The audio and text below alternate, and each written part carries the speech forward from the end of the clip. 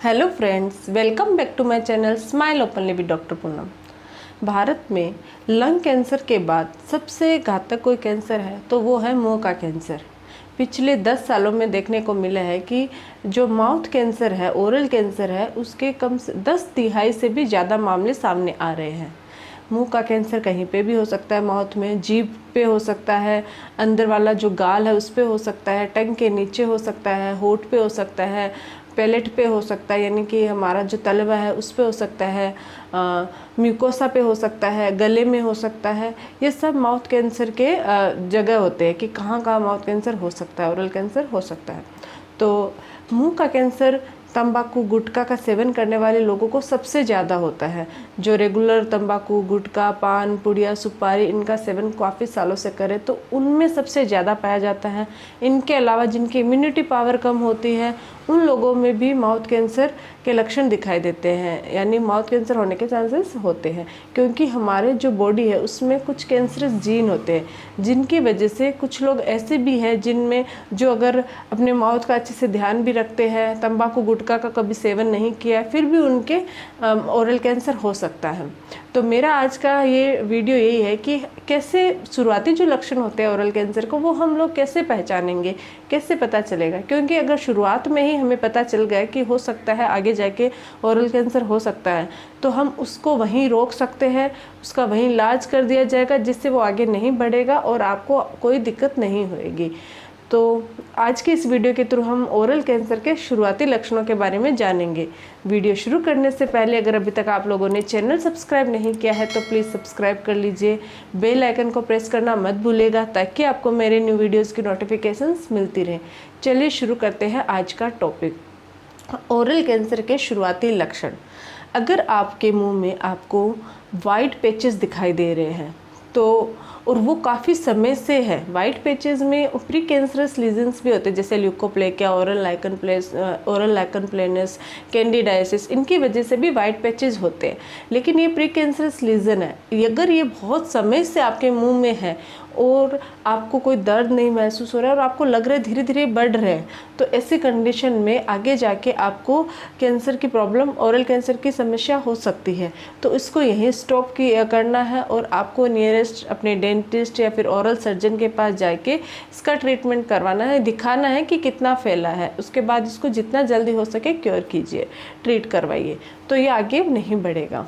इसके अलावा अगर आपके कोई मुंह में घाव हो गया है और वो बहुत आपने मेडिसिन ले ली, दवाइयाँ ले ली, लेकिन वो ठीक नहीं हो पा रहा है, थोड़े दिन ठीक होता फिर वापस हो रहा है, यानी बार बार गए हैं, वापस रीअकर हो रहे हैं, थोड़े दिन ठीक हुए फिर हो गए और कभी कभी उनमें से ब्लीडिंग भी हो रही है, तो आपको अपने तुरंत डॉक्टर से कांटेक्ट करना चाहिए। हो सकता है वह नॉर्मल हो लेकिन फिर भी आपको सचेत रहने की ज़रूरत है।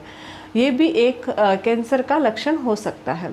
इसके अलावा अगर आपका कोई छाला है, छाला डेवलप हो रहा है और वो ठीक नहीं हो रहा है बहुत समय से और दर्द हो रहा है उसके अंदर, लेकिन वो आप दवाइयाँ ले रहे हो, छाले की एक सीमा होती है, तब उस कुछ दिनों बाद वो अपने आप रिजॉल्व हो जाता है। लेकिन अगर छाला बहुत टाइम से है और वो नहीं ठीक हो रहा तो ऐसी कंडीशन में भी आपको अपने किसी नियरेस्ट डॉक्टर, डेंटिस्ट को कांटेक्ट करके एक बार चेक करवाना चाहिए, क्योंकि ये भी एक कैंसर का शुरुआती लक्षण हो सकता है।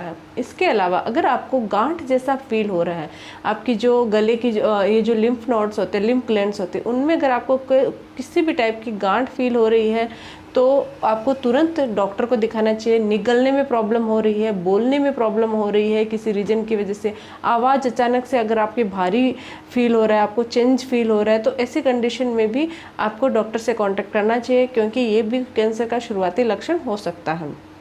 इसके अलावा अगर आपको अपने मुंह या चेहरे या पर किसी तरह की सुनपन महसूस हो रही है, यानी कि नमनेस फील हो रही है, आप एक साइड से खाना खा रहे हो लेकिन आपको वहाँ पे फीलिंग नहीं हो रही है, तो ये भी एक प्रकार का कैंसर का लक्षण हो सकता है।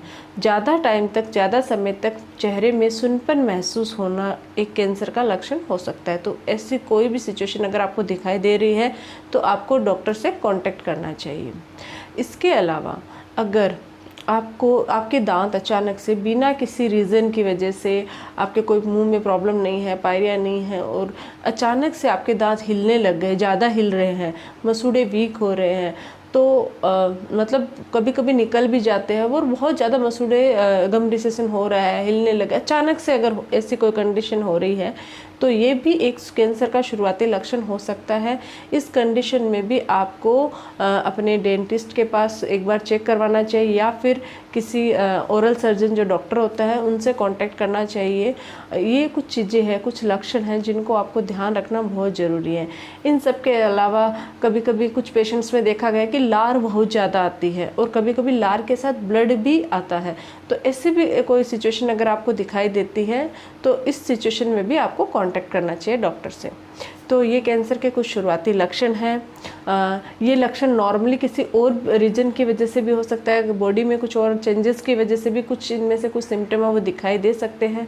बहुत सारे लोग बहुत सारे लोग ये बोलेंगे अच्छा ये सिर्फ कैंसर के लक्षण थोड़ी है। तो आपको मैं ये बोल देना चाहती हूँ ये किसी और रीजन की वजह से भी हो सकते हैं। मैं तो यही चाहूँगी कि ये कैंसर के लक्षण ना हो, लेकिन फिर भी आपको सचेत रहने की ज़रूरत है। अगर आपको इनमें से कोई भी लक्षण दिखाई दे रहा है तो आपको एक बार डॉक्टर को कंसल्ट ज़रूर कर लेना चाहिए।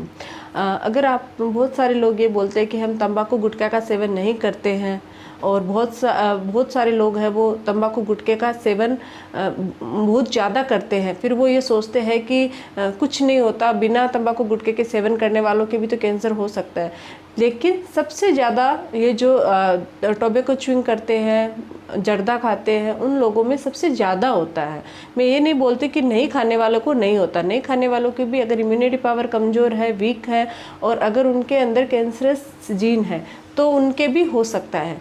लेकिन अगर आप खुद उसको डेवलप कर रहे हो तो ये बड़ी बात है। तो आपको ये टोबैको च्युइंग करना, सिगरेट स्मोकिंग, इनसे दूर रहना चाहिए ताकि आप खुद से उसको डेवलप ना करें। वो किसी और रीज़न की वजह से हो रहा है वो अलग मैटर है, बट अपने खुद तो इस चीज़ को मत लेके आइए।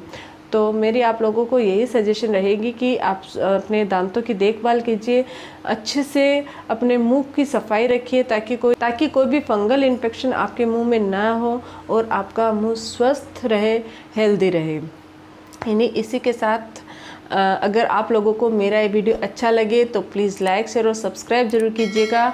स्वस्थ रहिएगा, सेफ रहिएगा और अफवाहों से दूर रहिएगा। Thank you.